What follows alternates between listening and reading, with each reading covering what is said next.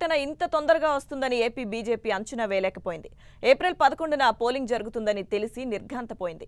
దీంతో BJP plan అంతా తారుమారైంది. ఈసారి ఎన్నికల్లో రాష్ట్రంలోని 175 అసెంబ్లీ స్థానాలు, 25 పార్లమెంట్ స్థానాలకు ఎవరితో పొత్తు లేకుండా ఒంటరిగానే బరిలోకి దిగాలని కమలం పార్టీ నిర్ణయించింది. కానీ అభ్యర్థుల ఎంపిక ఇంకా ఓ కొలిక్కి రాలేదు. చాలా నియోజకవర్గాల్లో అభ్యర్థుల కొరత తీవ్రంగా పీడిస్తోంది. దీంతో ఏం చేయాలో తోచని అయోమయంలో బీజేపీ రాష్ట్ర నాయకత్వం పడిపోయింది. కేంద్రంలో అధికారంలో ఉన్న పార్టీ అయినా రాష్ట్రంలో మాత్రం బీజేపీది చాలా దయనీయమైన పరిస్థితి. గత సార్వత్రిక ఎన్నికల్లో టీడీపీతో పొత్తు పెట్టుకుని 4 పార్లమెంట్, 13 అసెంబ్లీ స్థానాల్లో పోటీ చేసింది. కానీ 4 అసెంబ్లీ, 2 పార్లమెంట్ స్థానాల్లో మాత్రమే విజయం సాధించింది.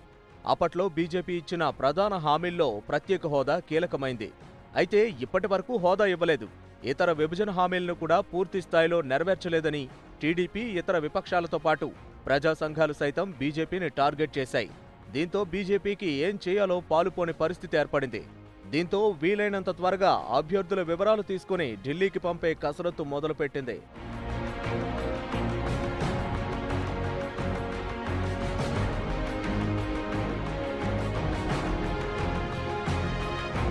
రాష్ట్రానికి కేంద్ర ప్రభుత్వం ఏమిచ్చిందో వివరిస్తూ శ్రీకాకుళం జిల్లా పలాస నుంచి బస్ యాత్ర చేపట్టిన బీజేపీ నేతలకు ఆది నుంచి ఇబ్బందులు ఎదురవుతూనే ఉన్నాయి. పార్టీ అధ్యక్షుడు అమిత్ షా పలాసలో బస్ యాత్రకు జెండా ఊపారు. అక్కడ ఏర్పాటు చేసిన సభకు జనం లేకపోవడంతో రద్దయింది. అక్కడి నుంచి శ్రీకాకుళం వరకు వచ్చిన బస్ యాత్ర ఆ తర్వాత గుంటూరులో ప్రధానమంత్రి మోడీ సభ నేపథ్యంలో ఆగిపోయింది. ఆ తర్వాత విశాఖపట్నంలో సభకు ఏర్పాట్లు, ఇతరత్రా కార్యక్రమాలతో బస్ యాత్ర శ్రీకాకుళం నుంచి ముందుకు కదల్లేదు.